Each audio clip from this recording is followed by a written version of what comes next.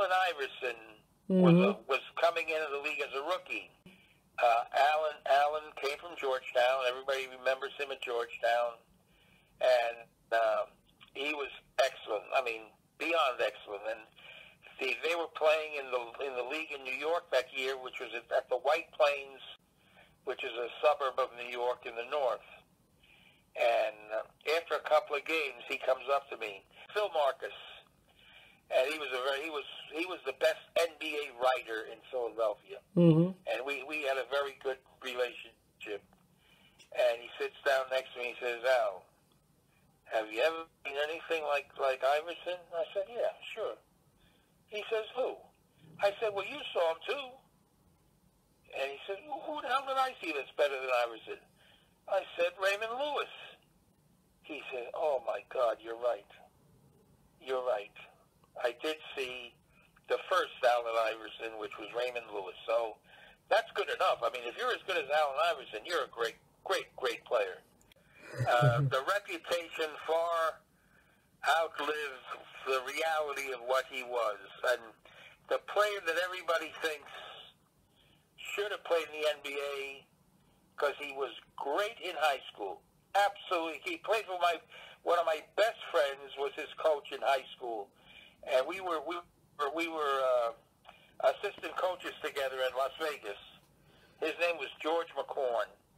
And he coached Vernon Day in Los Angeles, where this guy went to high school. And they won 4 straight state titles.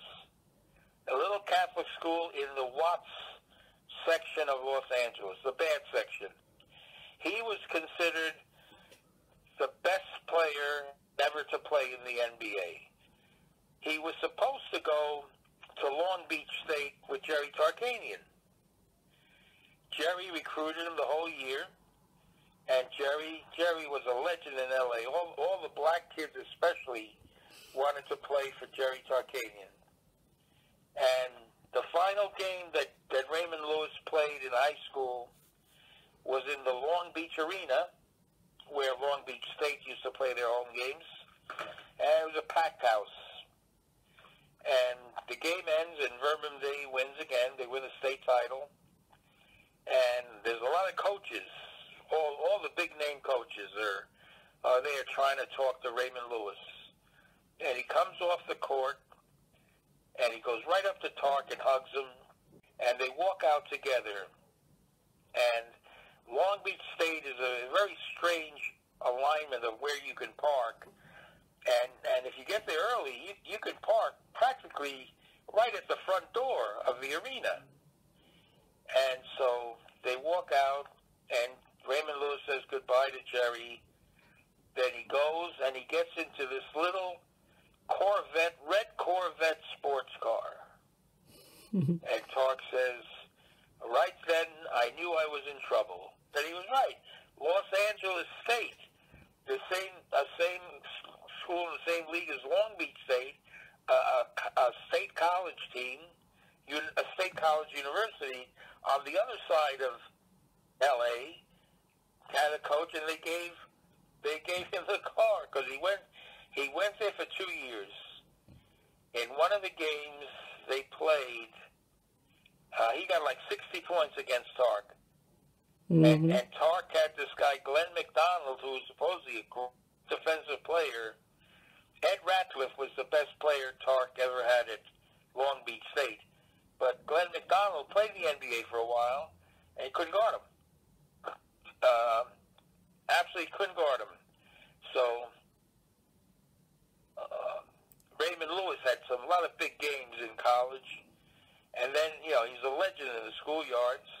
76ers drafted him in the second round. And the player they drafted in the first round was Doug Collins. Doug was a great college player at Illinois State. And he eventually became a very good pro. And every practice, reliable NBA watchers who knew what they were talking about watched this. And they told me every day Raymond Lewis would kick the shit out of Doug Collins. Just get by, he ran by him, scored at will, No contest. You never know. Everybody knew he's a better player. He wasn't getting a good contract. So he goes to the general manager. He wants a better contract. And they refused. So he walked out. And he was never seen again in the NBA. But I saw him in schoolyards again. Never played that much in the LA the real summer league. He played in one of the summer leagues in LA, which was held like at Trade Tech down in Watts, and there was another one that was at Westchester High School. He would play there. So I saw him play, and he was good.